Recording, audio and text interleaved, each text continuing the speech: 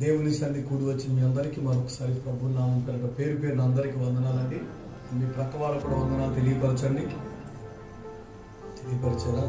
పరిశుద్ధ గ్రంథంలో కొద్దిసేపు దేవుని మాటలు ఆలకించి తదుపరి మీరు ప్రార్థన చేయించుకొని బయలుదేరి వెళ్ళిపోదురు. కానీ ఓ సహోదరికి ఉన్నటువంటి ఓ సమస్యని బట్టి తను చాలా మదన పడుతూ, చాలా వేదన పడుతూ, చెప్పుకోలేని దుఃఖాన్ని దిగమింగుకుంటూ తన జీవిత దినాలను ఒక రోజు గడిస్తే ఒక యుగం గడిచినట్లుగా, ఒక గంట గడిస్తే ఒక సంవత్సరం గడిచినట్లుగా ఈ పరిస్థితుల్లో సమయాన్ని నెట్టుకుంటూ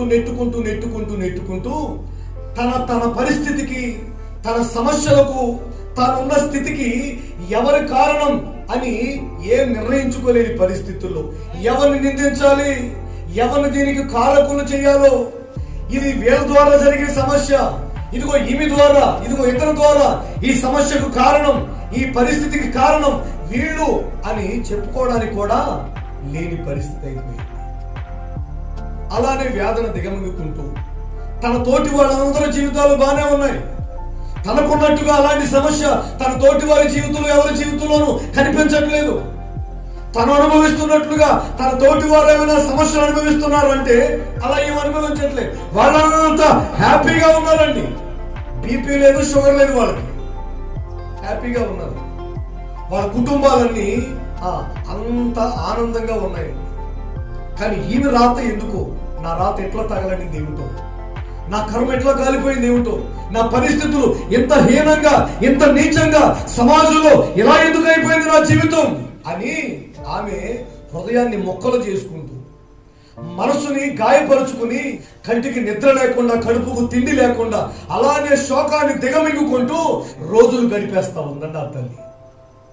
సరిగ్గా ప్రియ దేవుని ప్రజలారా, మనకు కూడా కొన్నిసార్లు మన తోటి వారికి ఉద్యోగాలు వచ్చేసాయి అనుకోండి, మన తోటి వారికి వివాహాలు అయిపోయాయి అనుకోండి, మన తోటి వారు సెటిల్ అయిపోయారు అనుకోండి, మన తోటి వారు మంచిగా ఉన్నారనుకోండి, మన తోటి వారు మనకంటే ఓ స్థాయికి ముందుకు వెళ్ళిపోతున్నారు అనుకోండి, మన తోటి వారు మనకంటే శరవేగంగా దూసుకు వెళ్ళిపోతున్నారు అనుకోండి, అప్పుడు ఎక్కడో తెలియనటువంటి వెలితి, ఎక్కడో తెలియనటువంటి వేదన గుండెల్ని పట్టి పీడిస్తూ ఉంటుందండి. ఊరికే మాట్లాడుతూ ఉన్నా, ఊరికే మంచిగా బట్టలు వేసుకుని తిరుగుతున్నా, ఊరికే తింటానే ఉన్నా, అక్క అని అన్న అంటూ పలకరించే వాళ్ళు పలకరిస్తూ ఉన్నా కానీ ఆ లోపల అది దావాన హృదయాన్ని దహించి వేస్తానే ఉంటుంది. ఏంటి ఆ పరిస్థితి అంతా? నా తోటి వాళ్ళు అట్లా, నేనెందుకు ఇలా, నా ప్రక్క వాళ్ళు ఇలా, మరి నేనెందుకు ఇలా, నా జీవితం ఎందుకు ఇలా అయింది, నేనెందుకు ఇలా ఉన్నాను, ఈ స్థితిలో నేనెందుకు ఉండిపోవాలి, వాళ్ళు అట్లా ఎందుకు ఉంటున్నారు? అర్థం కాని అయోమయపు గందరగోళం.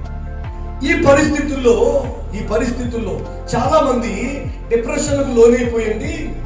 ఒకలాంటి న్యూన్యతా భావాలోనికి వెళ్ళిపోయి, ఒకలాంటి ఒంటరితనంలోనికి, అందరిలోనే ఉంటారు కానీ ఒంటరితనంలోనికి వెళ్ళిపోయి చాలా మంది అనారోగ్యం పాలైపోయేవాళ్ళు, లేదంటే కొంతమంది చెడు మార్గాల వైపు వెళ్ళిపోయేవాళ్ళు, దుర్వ్యసనాల వైపు వెళ్ళిపోయేవాళ్ళు, లేదు అంటే ఇంకా పిచ్చి పీక్స్కి వెళ్ళిపోయింది అనుకోండి, ఆత్మహత్యలు కూడా కొంతమంది వెళ్ళిపోతున్నారు.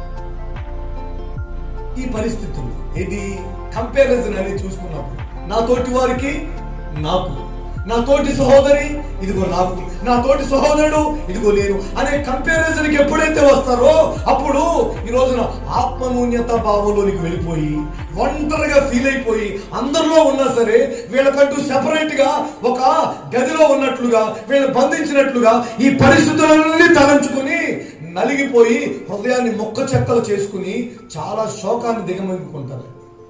ఆమె ఆ పరిస్థితుల్లో, ఆ వేదనకరమైన పరిస్థితుల్లో ఎటుపోయిందండి అంటే జాతకాలు చూపించుకుందా అండి? జాతకాల దగ్గరికి పోయిందా? చిలక పంచాంగం చెబుతాడే, లేదంటే జ్యోతిష శాస్త్రం చెబుతామండి అంటూ తిరుగుతాడే, వాళ్ళ దగ్గరికి పోయిందా? లేదంటే పంచాంగంలో ఈ సంవత్సరం మాకు ఏముందండి, మా ఇంటి పేరు ఏముందండి, మాకు ఏం రాసి పెట్టుంది అని పంచాంగాలు చెప్పే వాళ్ళ దగ్గరికి పోయిందా? ఎక్కడ పోయింది? లేదంటే ఇంకా అక్కడక్కడ సమస్యల్లో ఉన్న వారికి, వేదనకరమైన పరిస్థితుల్లో ఉన్న వారికి, డిప్రెషన్లోనికి వెళ్ళిపోయిన వారికి మేము మేమేం చేస్తాం, కౌన్సిలింగ్ ఇస్తామండి అని చెప్తుంటారే కొంతమంది. కౌన్సిలింగ్ సెంటర్స్ పెడతారే, వాళ్ళ దగ్గరికి పోయిందా పోనీ అంటే లేదండి. ఆమె ఏం చేసిందంటే వాళ్ళ ప్రాంతంలో, వాళ్ళ ఊరిలో ఓ ప్రార్థనా మందిరం ఉందటండి. ఆమె వాళ్ళ ఊరిలో ఓ ప్రార్థనా మందిరం ఉందండి.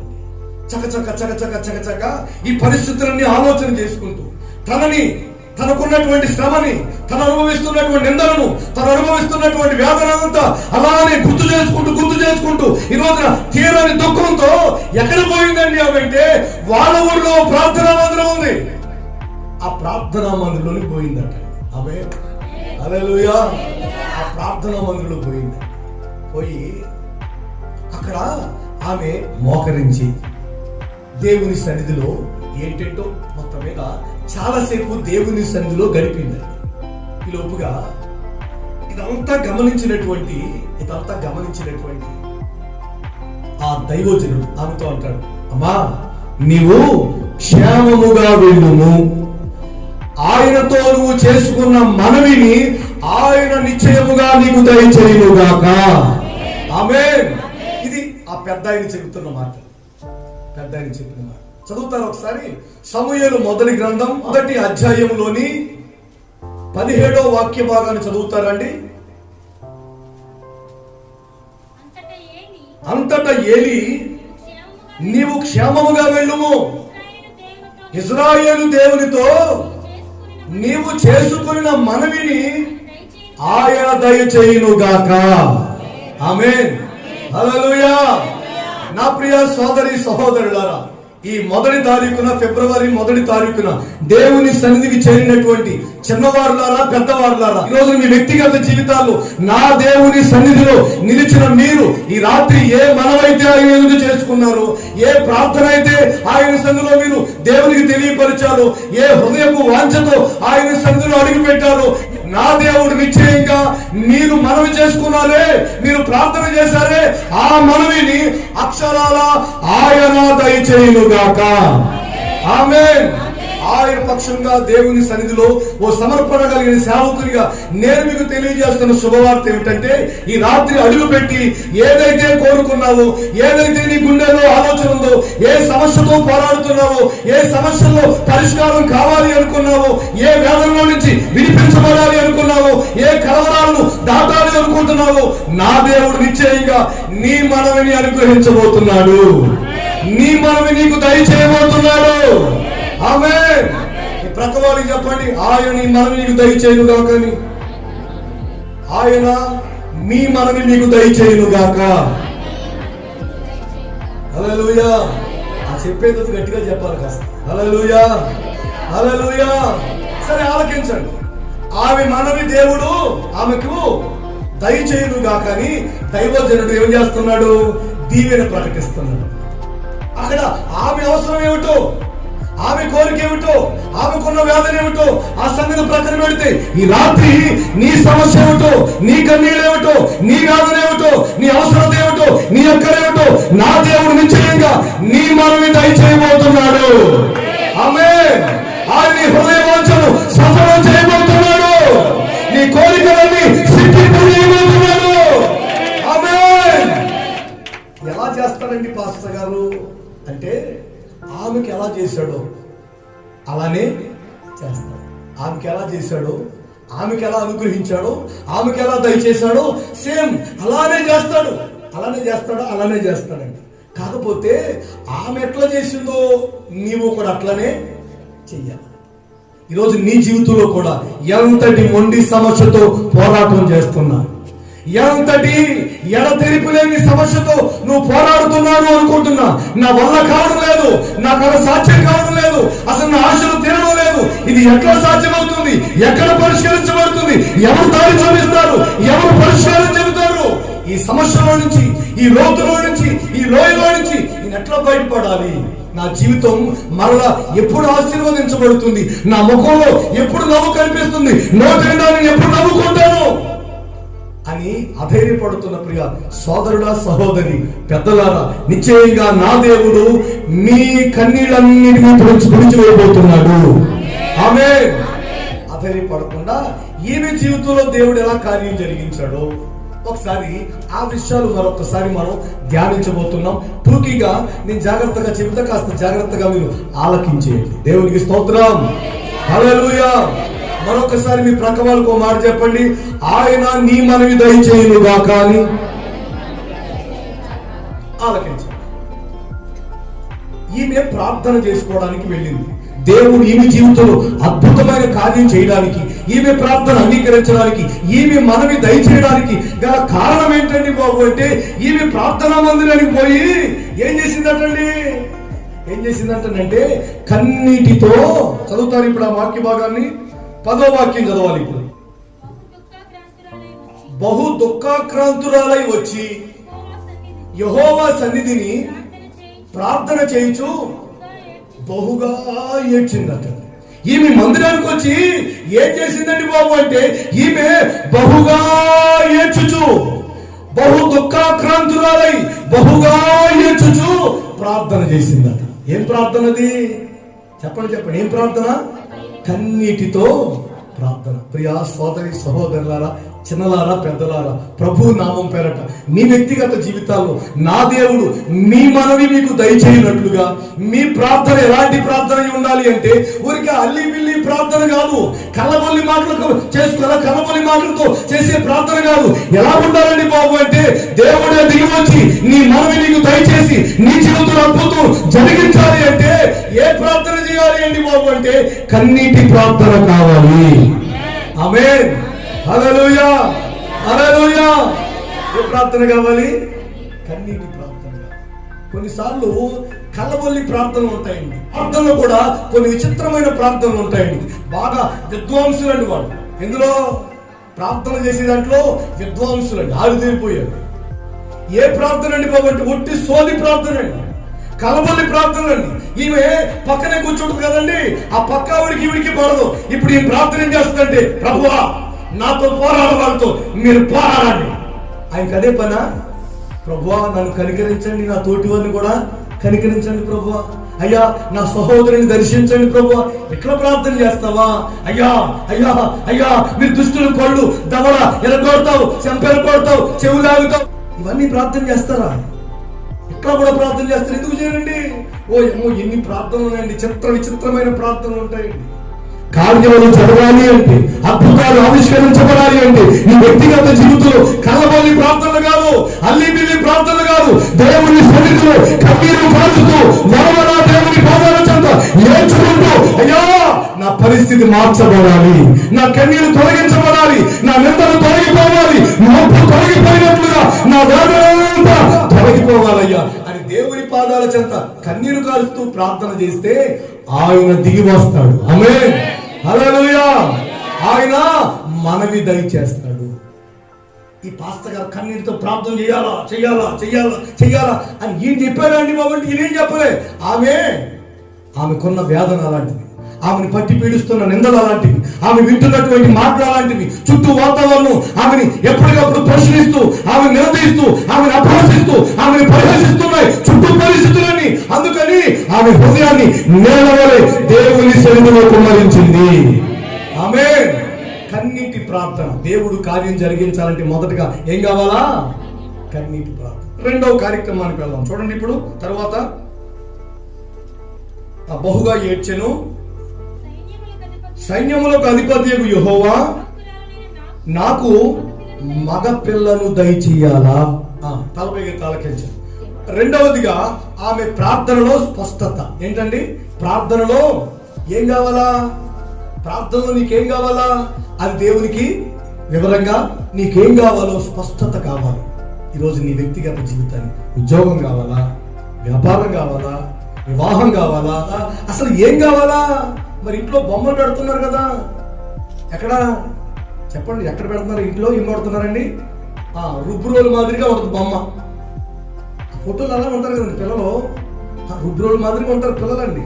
ఆ ఫోటోలు పెడతారు. అంటే ఇంట్లో వాళ్ళకి చెబుతున్నావు, లేదంటే ఇంట్లో నువ్వు చూసుకుంటున్నావు, కానీ నీ దేవునికి నీకేం కావాలో స్పష్టంగా నీవు చెప్పలేము.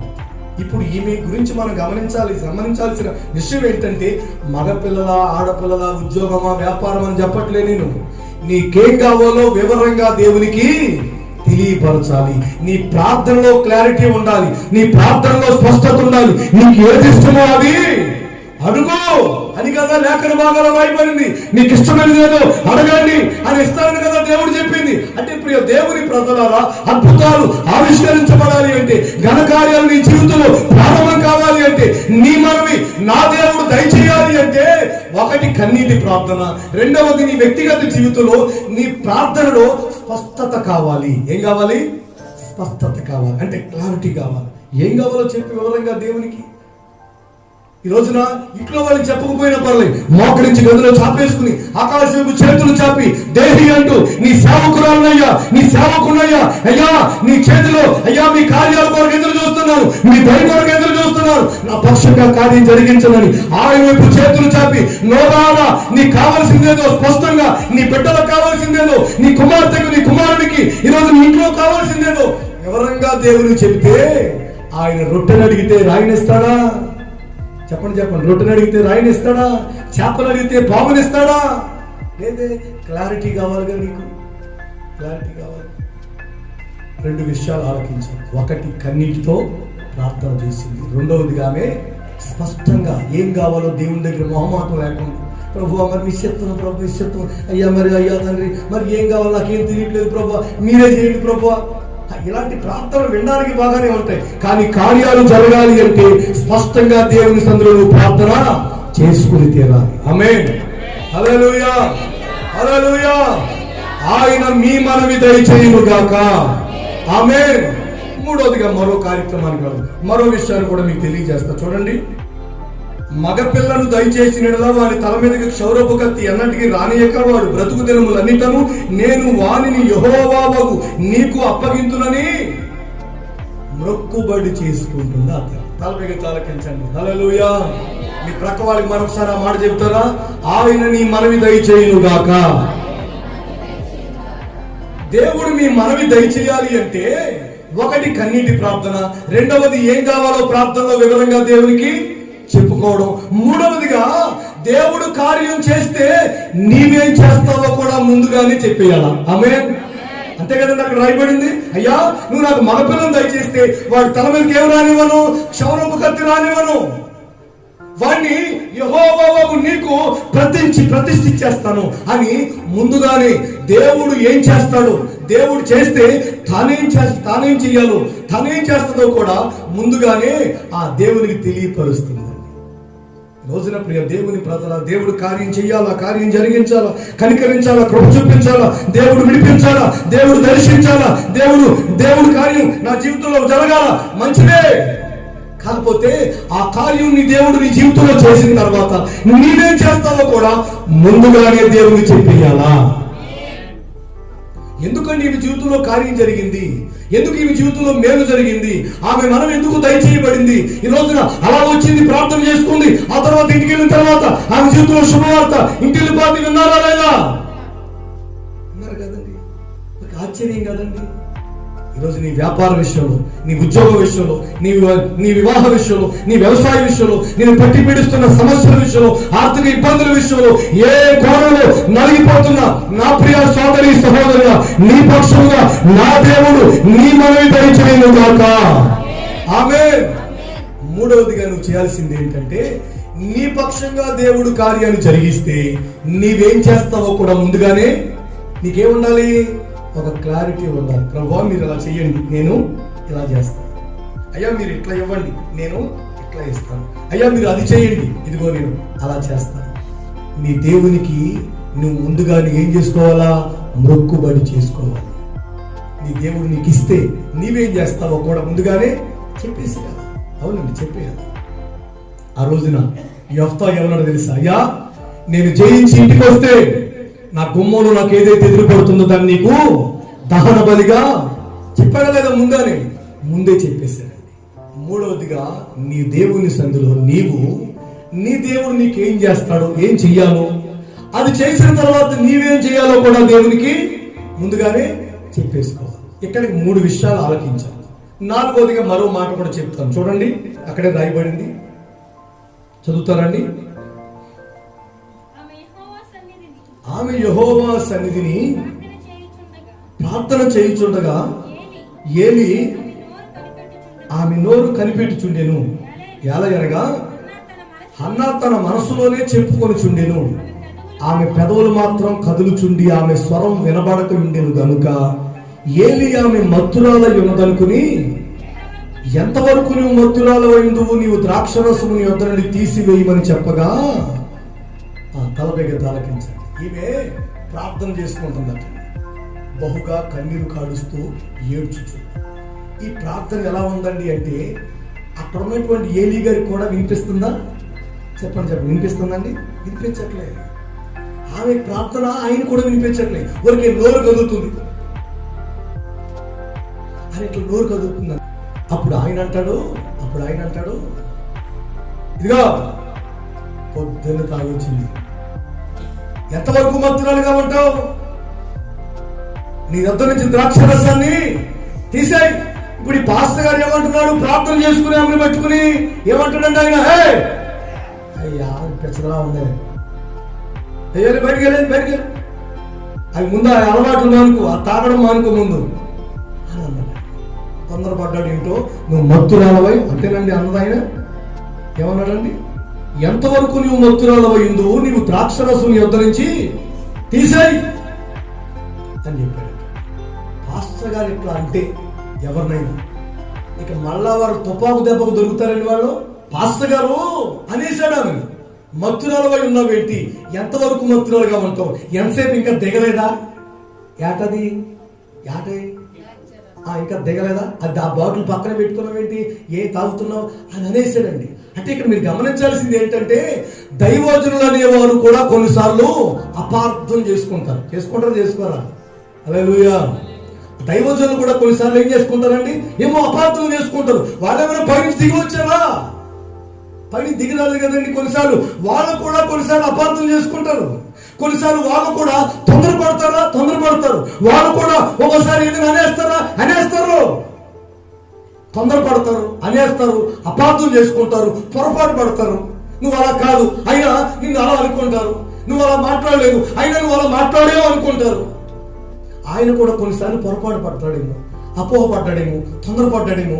మొత్తం మీద అందుకని ఆమె మూతెలా పెట్టుకుని, పేడమొఖం ఎడమొఖం ఏదో అంటారు కదండి, అట్లా పెట్టుకుని నేను రాను అని అందండి. అటు మాట్లాడుతాడు? అసలు నువ్వు దైవజనుడివైనా, నువ్వు పాస్టర్ గారు అసలు అలా మాట్లాడొచ్చా? మందిరానికి వచ్చి ప్రార్థన చేసుకుని నా బాధలను చెబుతుంటే ఇలా అంటారా అని అన్నదండి. ఏమన్నా ఆమె ఏమన్నా అట్లా అందండి. అంటే మీకు గమనించాల్సింది ఏంటంటే, అక్కడ ఆమెకు దేవుడు కార్యం జరిగించడానికి, ఆమె మనము దేవుడు దయచేయడానికి గల 4వ కారణం ఏంటండి బాబు అంటే, ఆమెను ఎంతైనా విసిగించండి, ఎంతైనా వేధించండి, ఎలాంటి మాటలైనా అనండి, ఎలాగైనా తొందరపడిపోండి, ఎలాగైనా అపార్థం చేసుకోండి, పొరపాటు పడిపోయి అని ఎలాంటి మాట్లాడేసినా ఆమె మాత్రం సహనంగానే నిలబడుతుంది. ఆమేన్, హల్లెలూయా. ఇంకొకరైతే వెంటనే వేసిపోతారు. ఎక్కడి నుంచి? అయ్యో పాస్టర్ గారు తొందరపడ్డాడేమో, పాస్టర్ గారికి అర్థం కాలేదేమో, పాస్టర్ గారు అపార్థం చేసుకున్నాడేమో, సరే ఆయనకి అర్థమయ్యేటట్లుగా మనం చెబుదాం ఇంకోసారి. ఇప్పుడు అందరూ ఉన్నారు కదా, సంఘమంతా ఉన్నారు కదా, ఆయన అట్లా వేసాడు ఎందుకంటాడు ఆయన? మనం అంటే ఆయన కోపం ఏంటి, మనం అంటే ఆయన ద్వేషం ఏంటి? ఇలా ఆలోచన చేసుకోవాలి కదండి. పాస్టర్ ఎలా అనేసాడేంటి అని ఈ రోజున ఎంత మాట అనేసాడేంటి అని ఆమె లేచి వెళ్ళిపోయిందండి బాబు అంటే, లేవలే. ఆమె సహనం కలిగి శాంతమూర్తిగా అలానే మోకాళ్ళ మీదే ఉంది. హల్లెలూయా, హల్లెలూయా. దేవుని ప్రజలారా, ఎంత మాట అన్నాడండి పాస్టర్ గారు అంటే, నువ్వు తాగొచ్చావన్నాడు. ఊరికి ఈ రోజున చిన్న మాట, ఎంత మాట అర్థం అరమాట, అరమొక్క, ఇంత మాట అనుకో, అలా అంటారు మమ్మల్ని అని. ఇక దాన్ని ఇంకో ఇటుకి పోయిన సంవత్సరం ఉంది, అంత ముందు సంవత్సరం ఉంది, అక్కడ 2017ది, 2007ది, ఇలా పుట్టినప్పుడుది, ఇలా చచ్చినప్పుడుది, ఇవన్నీ పోయి చేసుకుని ఇంకో మాట కట్టుకుని ఇంత గోడ అడ్డం పెట్టుకుని ఆ గోడ కానీ చాలా చూస్తుంటారు. కొంతమందికి అదో జబ్బండి, అదో రోగం. వాళ్ళకి అన్ని వెతుక్కుంటారండి, అన్ని వెతుక్కుని ఒక చక్కగా గోడ కట్టుకుంటారండి. అదేదో జీవితాన్ని కట్టుకున్నా బాగుండేది. ప్రియ దేవుని ప్రజలారా, దైవజనుడు చిన్న మాట అన్నాడా, వెంటనే ఇక రోషం వచ్చేద్దండి. ఇక కనిపించరయ్యే, మాట్లాడరయ్యే, వందనాలు చెప్పరయ్యే, ఆ మూతి కూడా అప్పుడు ఇంకోలా మారిపోతాయే. ఈ మాత్రం మౌనంగా ఏం చెప్పింది చూడండి ఇప్పుడు, అన్నా అది కాదు నా ఏలినవాడా, నేను చాలా బాధలో ఉన్నానయ్యా. హల్లెలూయా. అంతేనా అంటే చెప్పింది, ఇంకేమైనా ఉందా? నువ్వు చూసావా నన్ను తాగినట్టు? నువ్వు నిరూపిస్తావా? నీ దగ్గర ఫోటో ఉందా, మెసేజ్ ఉందా, కొన్నట్టు నిరూపిస్తావా? అక్కడికి వెళ్దాం. ఎక్కడికంటే దుకాణం దగ్గరికి, బజార్ దగ్గర. అదేంటది? ఏ షాప్ అది? ఏమన్నా చూపిస్తావా? నువ్వు నిరూపించాలి. నువ్వన్నా ఉండాలా, నేనన్నా ఉండాలా? ఇక్కడ ఉంటాయి లోకస్తుల మాటలు. కానీ ఆమె ఏం చేసిందంటే, దైవజనుడు ప్రార్థన చేసుకుంటున్నామని నోరు గమనిస్తూ ఉంటే నిజానికి ప్రభువా యేసయ్యా అని ఇప్పుడు నోరు తెరిచి ప్రార్థన చేసుకుంటుంటే సరే ఆమె ప్రార్థన చేసుకుంటుంది అని ఊరుకునేవాడు. ఆమెమో ఎక్కడ అంటుందండి అనేసరికి ఈయన ఏమనుకున్నాడంటే, ఏదో తాగి వచ్చిందిలే, ఏదో ఆడుతుంది, ఆట ఆడుతుంది ఇక్కడ ఆట అనుకున్నాడు. పాపం పొరపాటు పడ్డాడు. తప్పే ఉందండి, దైవజనులు కూడా కొన్నిసార్లు వాళ్ళు మనుషులే కనుక కొన్నిసార్లు పొరపాటు పడతారు, అపార్థం చేసుకుంటారు, తప్పుగా అర్థం చేసుకుంటారు. వాటి అన్నిటినీ ప్రభు నామం పేరిట ఆత్మీయులైతే సహనంగా భరిస్తారు. ఆమేన్. అదే లోకస్తులైతే ఉరికి వరకు కోపం వచ్చేస్తుంది, రోషం వచ్చేస్తుంది, పొడుచుకొచ్చేస్తుంది. అప్పుడు ఏమందంటే, అయ్యా అలా కాదయ్యా, నేను చాలా దుఃఖంలో మనోదుఖం కలిగి ఉన్నానయ్యా, మనోవేదంతో ఉన్నాను అని చాలా సింపుల్ గా తేల్చేసింది అన్న విషయం. అక్కడతో క్లోజ్ అయిపోయిందా, సాగుతుందా? చెప్పండి. నత్త జిగురు ఉంటుంది చూడండి, నత్తల జిగురు తెలుసా అండి? ఎప్పుడైనా కడిగారా? నత్తల జిగురు ఆ మాదిరిగా ఇక లాగుతానే ఇంకా జిగురుతానే అలాగే ఉంటారు కొంతమంది అండి. వదిలిపెట్టరండి విషయాన్ని. ఈ వదిలిపెట్టడం, ఆయన అంతకంటే వదిలిపెట్టడం. ఇద్దరు జీళ్ళు పాకం మాదిరిగా సాగదీసుకుంటూనే ఉంటారండి విషయాన్ని. ఇంకా వెంటనే క్లియర్ చేసేసింది అక్కడికి. అయ్యా లేదయ్యా, నేను మనోదుఖం కలిగి దానదై ఉన్నాను, అంతే. దర్శనం అయిపోయింది. అక్కడ గమనించాల్సింది ఏంటంటే, నా దేవుడు మీ పక్షంగా కార్యాలు చేయాలి అంటే, మీ మనవి ఆయన దయచేయాలి అంటే, వ్యాపార విషయంలోనైనా, ఉద్యోగ విషయంలోనైనా, ఆరోగ్య విషయంలోనైనా, పిల్లల విషయంలోనైనా, ఈ రోజు నా చేతి పనైనా, కూలి పనైనా, ఏ కోణంలోనైనా నా దేవుని కార్యాలు మీ జీవితంలో దయచేయబడాలి అంటే కన్నీటి ప్రార్థన కావాలి. రెండవదిగా ఏం కావాలో స్పష్టంగా దేవునికి తెలియపరచాలి. మూడవదిగా దేవుడు నువ్వు అనుకున్న కార్యం జరిగిస్తే నువ్వేం చేస్తావో కూడా వివరంగా దేవునికి ముందుగానే మొక్కుబడి తెలియచేయాలి. నాలుగవదిగా ఎలాంటి మాటలు నీకు వినబడుతున్నా, ఎలాంటి శోధన నీకు ఎదురవుతున్నా, ఎలాంటి రెచ్చగొట్టే మాటలు నీ జీవితంలో వినబడుతున్నా, ఎలాంటి దూషించి ద్వేషించి బాధించే మాటలు నీకు ఈ రోజున తోట లాంటి మాటలే తగులుతున్నా, సహనంగా ఓర్పుగా నీవు నిలవగలగాలి. దేవుని ప్రజలు, ఇవన్నీ మీకు అర్థం కావాలంటే మేము కడుపు కట్టుకు సాగాలి, మేము మోకాల మీద ఉండాలా, మేము ప్రభు వైపు చూస్తా ఉండాలా. ఎన్ని సమస్యలున్నా వస్తారయ్యా దేవుని దేవా మీ సన్నిధికి వస్తారయ్యా ప్రజలు, వారితో మీరు మాట్లాడండి ప్రభు అని ఈ రోజున ఏవి రాసి పెట్టుకోకుండా, పేపర్లు పెట్టుకోకుండా దేవుని వైపు చూస్తా ఏం మాట్లాడతారో మీరు మాట్లాడండి ప్రభు అని దేవుని సన్నిధిలో మీరు మాట్లాడాలా. మీకు ఇలాంటి విషయాలు అర్థం కావాలంటే ప్రియ దేవుని ప్రజలారా, నిశ్చయంగా ఇదిగో దేవుని సన్నిధిలో కూర్చున్న మీ వ్యక్తిగత జీవితాల్లో ఆయన మీ మనవి దయచేయుగాక. ఆమేన్. హల్లెలూయా. ఐదవదిగా మరో విషయం ఏంటండి బాబు అంటే, ఈమె చేసే ప్రార్థన, ఎవరు ఆమె పేరేం పేరు? ఈమె చేసే ప్రార్థన దైవజనుడైనటువంటి ఏలియా గారికి ఎలా అనిపించిందంటే కొత్తగా అనిపించిందండి. ఎట్లా చెప్పండి ఇది చూడండి. హల్లెలూయా. ఎలా అనిపించిందండి ఆయనకి? కొత్తగా అనిపించింది. అంటే ఇలాంటి ప్రార్థన ఏలియా గారు ఎప్పుడు చూశాడా? చూడలేదు. ఇలాంటి ప్రార్థన ఎప్పుడు ఏలియా గారు పాల్పొందలే. అక్కడ గమనించాల్సింది ఏంటంటే, ఏలియా గారికే అర్థం కాని, ఏలియా గారే ఎప్పుడు చేయని, ఏలియా గారికి అనుభవం లేనటువంటి ఓ కొత్త అభిషేకంతో నింపబడి ఆమె ప్రార్థన ప్రారంభించింది.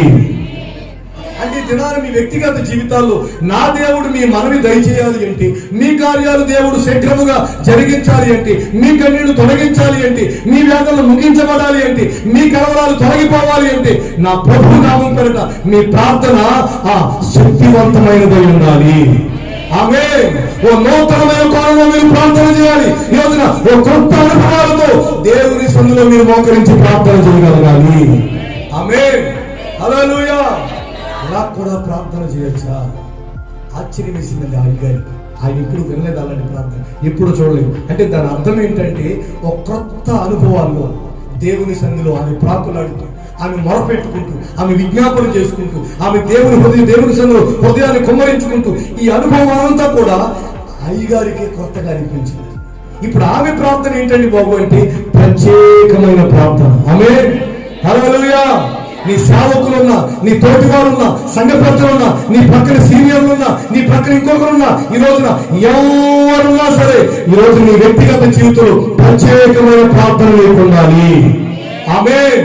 నీ పక్కవారు, నీ సేవకులు, నీ తోటివారు, నీకంటే పెద్దవారు, నీకంటే అనుభవం కలిగిన వారు ఈరోజు ఎంతమంది ఉన్నా నీ ప్రార్థన ప్రత్యేకంగా ఉండాలి. నీ ఆత్మ అనుభవాలు ప్రత్యేకంగా ఉండాలి. నీ నడవడిక ప్రత్యేకంగా ఉండాలి. నీ ఆత్మ సంబంధమైనటువంటి ఆ అనుభవం ప్రత్యేకంగా ఉండాలి. ప్రత్యేకంగా ఆయనకి కొత్తగా అనిపించింది. అదో ప్రత్యేకమైన ప్రార్థన. అందరూ చేసినట్లుగా అంతకుముందు చాలా ప్రార్థన చూసుకుంటాడు ఆయన. ఇలా ఎప్పుడు చేసేది ఎవరు చేసలేదు.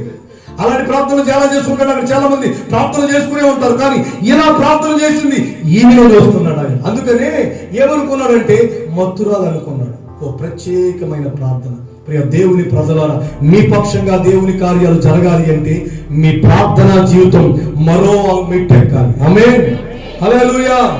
మరొక అనుభవంలోనికి మీరు వెళ్ళాలి. ప్రత్యేకమైన ప్రార్థనా జీవితం, శక్తివంతమైన ప్రార్థనా జీవితం, దేవుని సన్నిధిని కదిలించి, దేవుని సింహాసనాన్ని కదిలించి ఓ బలమైన ప్రార్థన అనుభవాలు మీకుంటే నా దేవుడు మీ మనవి దయచేస్తాడు. ఆమేన్, హల్లెలూయా. హన్నా జీవితంలో జరిగినట్లుగా మీ జీవితంలో కూడా దేవుడు కార్యం జరిగించాలి అంటే హన్నా చేసినట్లుగా ఈ 5 అనుభవాలు నిశ్చయంగా మీరు చేయగలిగితే నా దేవుడు మీ మనవి నిశ్చయంగా దయచేయబోతున్నాడు. ఆమేన్. తల వంచండి, ప్రార్థన చేసుకుందాం. హన్నా జీవితంలో జరిగినట్లుగా మన జీవితంలో అద్భుతం జరిగే రాత్రి ఈ రాత్రి నీ మనవి నా దేవుడు దయచేయుగాక అని ఏలీ అంతటి దైవజనుడు నోరారా దీవిస్తున్నాడు. దేవుడు ఎందుకు ఆపుతాడు? దేవుడు కూడా దీవిస్తాడు కదండి. నీ మనమేమిటి నా ప్రియ సహోదరి సహోదరులారా, పెద్దలారా? మీ మనమేమిటి? నీ భార్య విషయంలో, నీ భర్త విషయంలో, నీ పిల్లల విషయంలో, నీ కుటుంబ విషయంలో, నీ వ్యాపారం, ఉద్యోగం, వ్యవసాయం, నీ చదువులు, ఆర్థిక ఇబ్బందులు, అనారోగ్య పరిస్థితులు, వీటన్నిటిలోనూ నీ మనమేమిటో దేవునికి తెలియజేయి. కన్నీరు కారుస్తూ ప్రార్థన చేసింది ఆ తల్లి. ప్రార్థన చేస్తూ ఏం కావాలో వివరంగా చెప్పింది ఆ తల్లి. వివరంగా చెబుతూ తానేం చేయబోతుందో వివరంగా చెప్పింది ఆ తల్లి. తానేం చేయబోతున్నానో చెబుతూ తన ప్రార్థనను అపార్థం చేసుకున్న దైవజనుణ్ణి చాలా సున్నితంగాని, చిన్నగాని, అయ్యా లేదా అలా కాదయ్యాని సహనంగా, మృదువుగా సమాధానం ఇచ్చింది ఆ తల్లి. ఆమె ప్రార్థన ప్రత్యేకమైన ప్రార్థన, ఆమె విన్నపం ప్రత్యేకమైన విన్నపం, ఆమె విజ్ఞాపన ప్రత్యేకమైన విజ్ఞాపన. అందుకనే దేవుడు ఆమె పక్షంగా ఘనకార్యం జరిగించాడు, అద్భుతాలు జరిగించాడు, మనవి దయచేశాడు.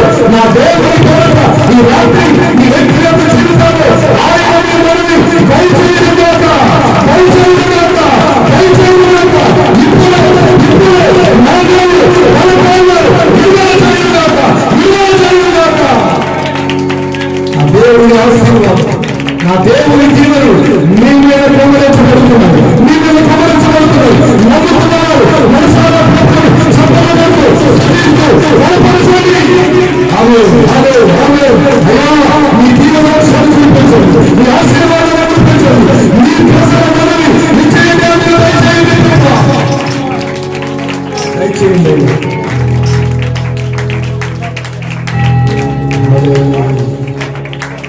ప్రార్థన చేసుకుందాం.